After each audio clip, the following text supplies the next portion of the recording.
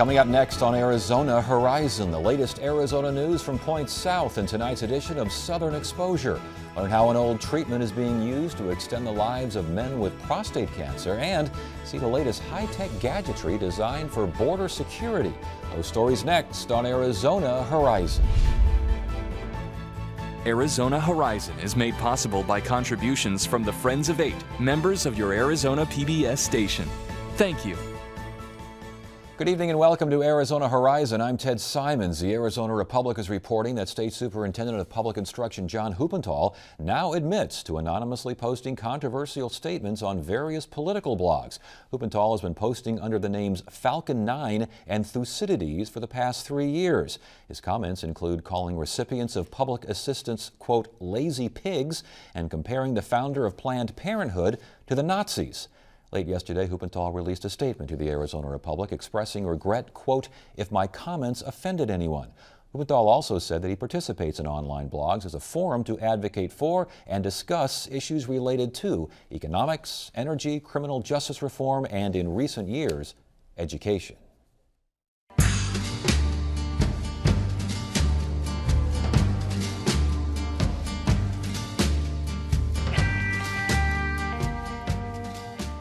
Every month we bring you up to date on issues from south of the Gila in our series Southern Exposure. And tonight we look at a variety of issues, including the flood of unaccompanied minors being transferred to Nogales. Here now is Jim Ninsel, senior writer for the Tucson Weekly. Good to see you again. Wonderful to be here. Good. Let's get started now with a tough story. The whole country is watching this thing. What's happening at the Nogales Detention Center, the Border Patrol Nogales Placement Center. What's the latest down there? Well, they're still trying to sort out what they're going to do. I think they have about 1,300 unaccompanied minors down there of all ages, and it's a real mess. To try to figure out what you do with these kids who are in this country. We had a piece on the Weekly today, an account from someone from something called the Border Action Network down in Tucson who got a tour of the facility, and she was talking about just how heartbreaking it was to be walking around in this facility, which is really designed to house criminals, and seeing all these children in these different little cages, essentially, and you know, you have teen moms in there with their infant children trying to handle the stress of being here, and next you know, you'll have another federal department coming in to try to figure out how to take these kids and reunite them with family members somewhere here in the States. The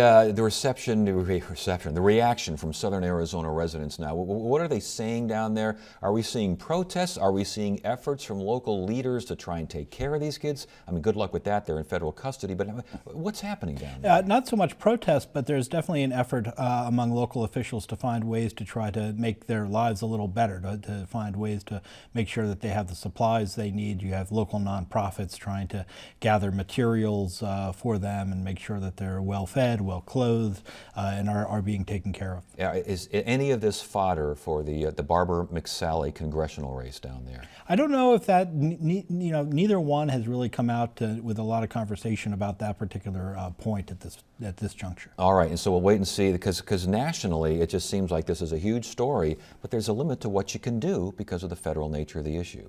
Exactly, and again, you know, they have to figure out where do these kids go next. And I talked with a state lawmaker who had toured the facility, and he said what basically will happen is they'll try to find relatives here and put them into those households rather than trying to adjudicate them through the legal system. Let's move on now to the Rosemont Mine. First of all, what is the Rosemont Mine? Where is it planned to be located, and what is the latest on that proposed facility? It's a massive copper mine that's proposed in the Santa Rita Mountains, which are southwest of Tucson, in a really beautiful, pristine area of southern Arizona. And there's a lot of concern among our local officials about the impact of a mile-wide open pit mine being opened up down there, both on the water quality and the water supplies in southern Arizona, as well as the impact on tourism, the impact on the state highway day that all the trucks will be moving down. So the local officials, for the most part, are opposed to this. But again, it's a federal issue. The federal government is the one that has the role of approving or not approving this mine. And it's very difficult for the federal government to say no to something like this. However, the mine thought it would be in operation already. They were saying they'd have all their permits in place by the end of this month. That's not going to happen because now the Environmental Protection Agency has raised red flags about the impact on the waterways down there. The Fish and Wildlife Service is starting to raise some red flags about some of the impact on the endangered species. We've had jaguars spotted in that area, so there's some concerns about that. There's an ocelot in that area. There's some concerns about that. So there is a lot more hurdles coming up for the Canadian company that owns this mine to jump through, and they've got some problems of their own because they're facing a hostile takeover.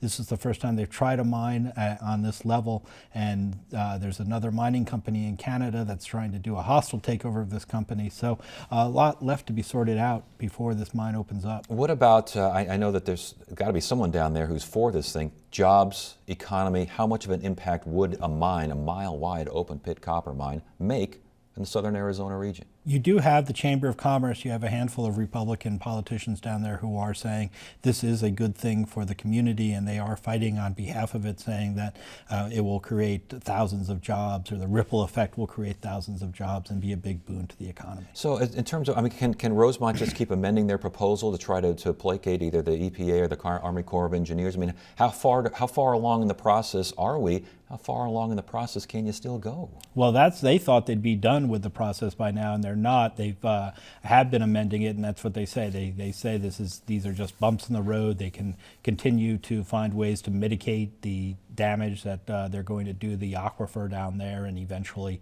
these federal agencies will say yes, and the opponents of the mine say that that's not going to happen, that the EPA is going to stop this thing. And you know what's going to happen ultimately, whether this permit gets issued or doesn't get issued, I expect lawsuits will be filed to either say it shouldn't have been issued or it should have been issued. So I suspect the whole thing's going to court. Hey, there's a development plan for Sierra Vista that was put on hold by a judge. We've talked about this in the past here regarding water issues, but talk about this in particular, the impact on the San Pedro River and this development in Sierra Vista. The judge kind of made an interesting ruling, didn't he? He did. It's, I think, the first time a judge has stepped in and said, hey, you do not have this 100-year assured water supply that you need to show without causing significant damage to the flow of the San Pedro River, which is one of the last waterways that's still flowing in southern Arizona. So there's a great concern about whether or not all these new homes would cause such a drainage to the aquifer that it would affect the flow of the San Pedro River.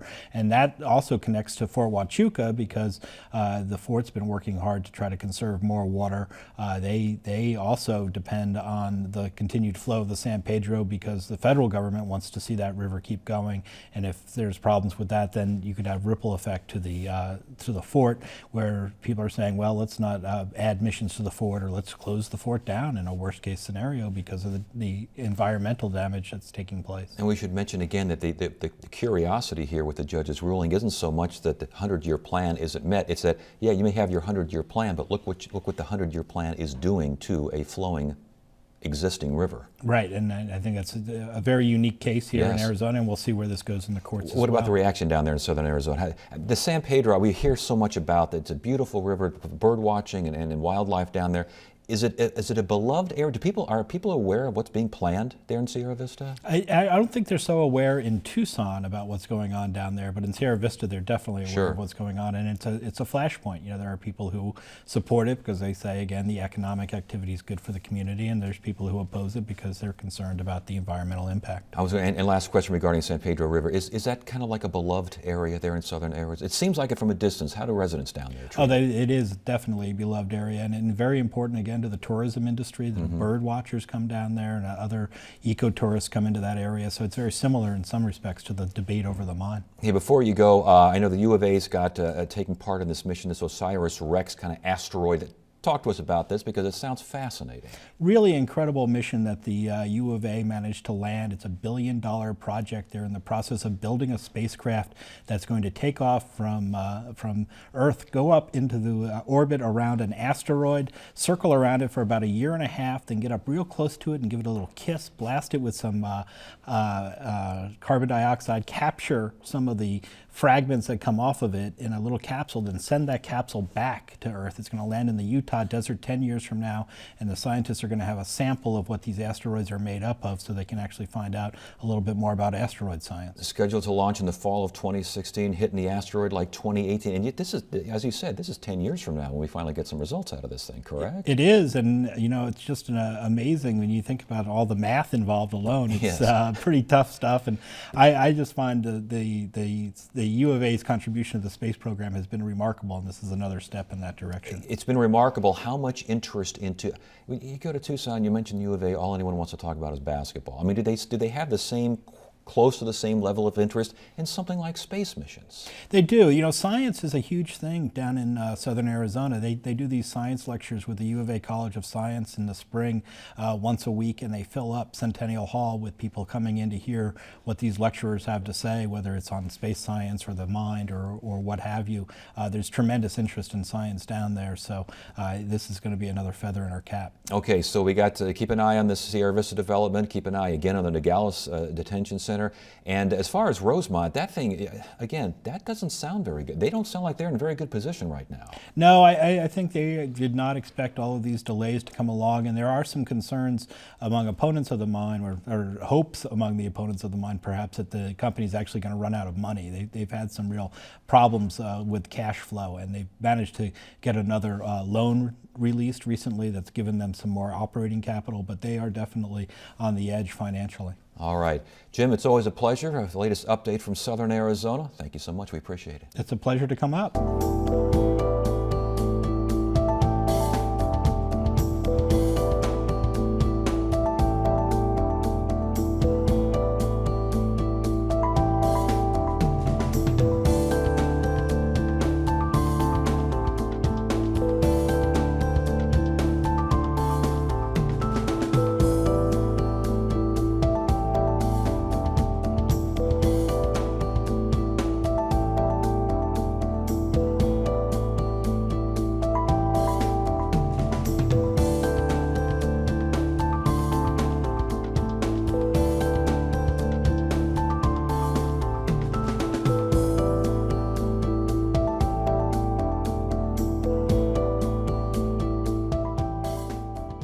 Get the inside scoop on what's happening at Arizona PBS. Become an 8 Insider.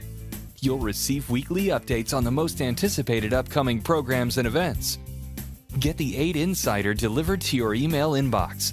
Visit azpbs.org to sign up today. Researchers have found a way to use an old chemotherapy treatment to extend the life of prostate cancer patients. Clinical trials for the drug study were conducted in part at the Mayo Clinic here in Arizona. Dr. Alan Bryce of the Mayo Clinic is here now to discuss the treatment. Good to have you here. New life, it sounds like, for an old chemo drug, huh? Indeed. It's a very exciting development that was just announced earlier this month at looking at using one of our old standards in prostate cancer in a new way that has made it really dramatically more effective than what we had before. What is the name of the drug, and again, how was it used before? Could it now be used to help these people? So the drug is called docetaxel, and it was previously used very late in the course of prostate cancer. It was really reserved for patients that were fairly far down the line, and in that setting it was approved in 2006 with a survival advantage that is a life extension of only about 2 months.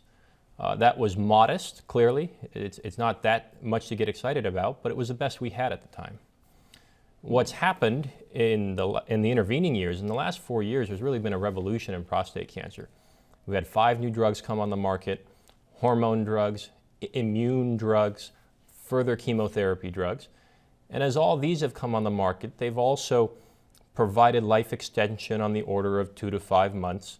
And the old drug, docetaxel, was pushed further back down the line. But there's a variety of scientific reasons why many of us who do research in this field felt that that was a mistake, that docetaxel really ought to be early in the disease course. So this study was designed to test that hypothesis. Why wasn't it early in the disease course earlier? Part of it is the fairly natural bias I think people have against chemotherapy. We certainly understand it causes side effects. It's hard on the patients. It also required a change in therapy. Mostly these patients would be managed by their surgeons, and this required sending the patient to the oncologist, and that transition is a certain barrier to entry, certainly. We were talking before the program, you were saying that in many cases, prostate cancer patients, they never get to see the oncologist. Yeah, we find about 40% of prostate cancer patients who die of prostate cancer in the U.S. never receive this drug at all. And in many cases, it's because the conversation never really came up. And so what happened now with this study is the chemotherapy was given right at the very beginning rather than at the end. And what it ended up showing is that it extended life by over a year, just over 13 months. And, okay, and that, as far as the trials are concerned, explain what was done, what was looked at, and again, what was found. Yeah, so the study looked at taking this well-established chemotherapy drug and giving it right in the beginning of treatment for metastatic prostate cancer in a setting where previously the standard of care was just do hormones, take away a man's testosterone, and that would usually work for a year or two. But what we did was we gave 6 cycles of this chemotherapy over a course of 18 weeks in combination with the hormone therapy. And then the chemo would end and the hormones would continue. And in doing that, the survival of all the patients was extended by over a year, but in the highest risk patients with the most metastatic disease, the survival advantage was over 17 months. My goodness, was that a surprise? It was tremendous. It was actually one of the key lectures at the biggest oncology conference of the year. We were stunned by how dramatic it was, truly. And this now is old enough to be a generic drug, correct? Yes. And talk about how, you know, obviously industry wants the next, the biggest, the brightest thing out there, and so they're going to test the biggest and the brightest. Right. You got some of these old generic drugs sitting out there.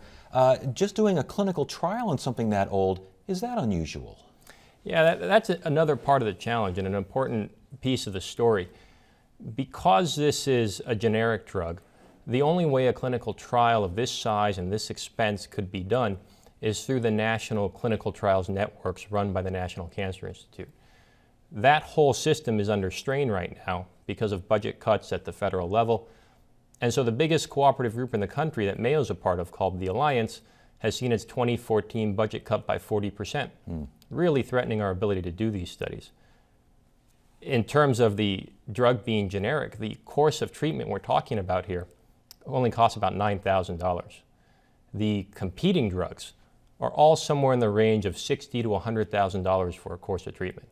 So economically and in terms of the benefits of the patient, there really is no comparison. Well, with that in mind, is there any attempt now to look at any other older, quote-unquote, cancer drugs and see, not only for the price, but for the results, there's something else out there? Absolutely. We are always looking at newer ways to use old drugs, to really repurpose them or reposition them in the course of care. But there again, it really requires a robust national clinical trial system to do that. Do you think, just you know, your thoughts here, do you think that there are generic drugs just sitting out there waiting to be reborn, as it were? Absolutely. I mean, we don't usually get drugs that provide, or studies that provide this kind of dramatic response, but we constantly have studies of older drugs that are showing uses that they previously had not been established for. Reaction to this clinical trial and this study, what are you hearing? Very positive. There's no question that this changes the standard of care in the United States. There is going to be an education process in terms of getting the news out so that physicians know about it and patients hear about it. But it's absolutely paradigm changing. Do you think, and again, this calls for a little bit of an opinion here, but do you think physicians sometimes are hesitant to go back when there's all the new stuff that's supposed to be newer and better? There's always excitement in doing the new thing. Yeah. And there's always more support in terms of in terms of funding to do studies with new drugs. So it's more challenging, frankly, to do studies with old drugs. And I think that's where there is probably a bias built into the system. And earlier in the interview, you said it's an exciting time regarding treatment of prostate cancer. There's a lot, you said the last 4 or 5 years, we've seen a lot of advancement. Real quickly, what have we seen? So we've seen 2 new oral pills which act through hormones. We've seen a new immunotherapy drug. We can call it a vaccine-like approach to attack prostate cancer. There's another new chemotherapy drug, which comes after the one we're talking about here. And there's a new IV radiation drug. It's an injectable that gets absorbed into the bones and attacks the cancer there. And by comparison, from the 80s up until 2006, we had a total of 5 drugs approved. Now we've had 5 in 4 years. So really, the pace of change is really tremendous right now in prostate cancer. And that's for folks, are we talking prevention here, or are we just talking treatment once diagnosed? Yeah, this is advanced disease. So men who've had the diagnosis and who have had the disease spread beyond the prostate. Interesting. Well, all right, it's very encouraging results there, and it's kind of nice to see that something that's been around for a while has a new life. Yes. Thank you so much. We appreciate it. Thank you. We want to hear from you. Submit your questions, comments, and concerns via email at arizonahorizon@asu.edu.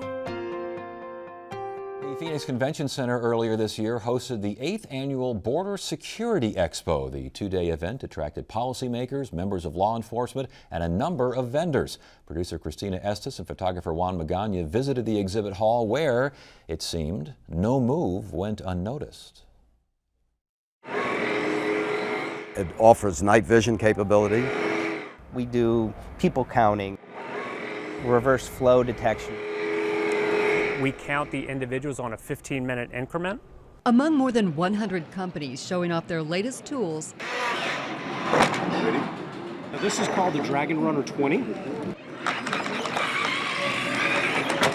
It was a small, quiet booth that really caught our eyes. We're showing the premier facial recognition software. Cognitech Systems is a German company with a powerful reach. It's being used in airports around the world. The camera captures your face, and it's using pattern technology to look at this part of your face, just above your eyebrow to just above your lip, and there's patterns and contours within your face, just like a fingerprint. From a single image, Haskins says they can determine with a degree of certainty your race, gender, and age within about 5 years.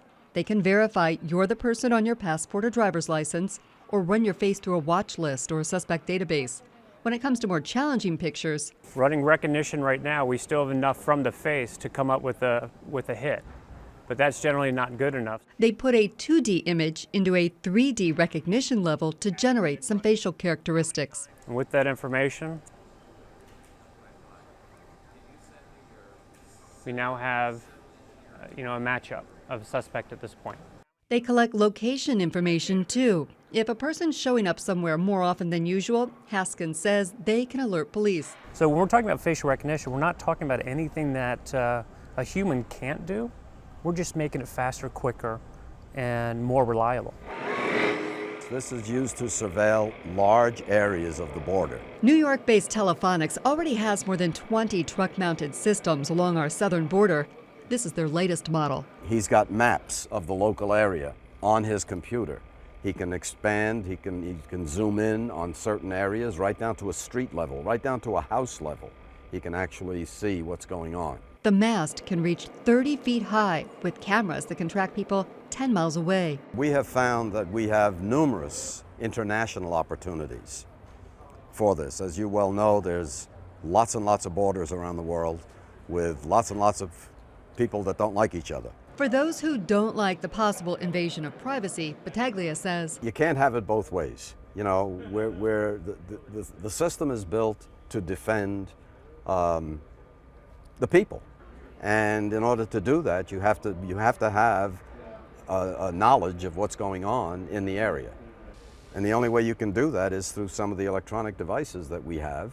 In 1996, Swedish company Axis Communications became the first to release a surveillance camera that could transmit data through the internet. The way that it's used, has to be purposeful. I think I don't know that it needs to be regulated. Certainly, I wouldn't say it needs to be regulated, but it has to be, done in a way that respects people's privacy. If people can use technology, not just cameras, to make their environment safer, they're generally in favor of it. Safety's not the only selling point. Retailers are using it to save and make money. If a shopkeeper comes in, security receives the alert.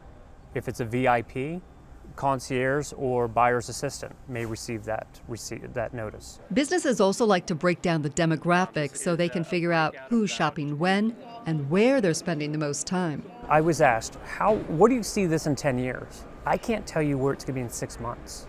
The technology is so evolving and so advancing that with our company and what we're doing, I'm amazed 6 months from now what we're going to be releasing. Axis Communications says that the company prefers to partner with universities to work with young minds that might help come up with the next technological advancement. Thursday on Arizona Horizon, we'll talk about a disputed report that suggests that CAP water users might be facing shortfalls. And we'll get the latest science news from our good friend ASU physicist Lawrence Krauss. That's Thursday evening, 5:30 and 10 right here on Arizona Horizon. That is it for now. I'm Ted Simons. Thank you so much for joining us. You have a great evening.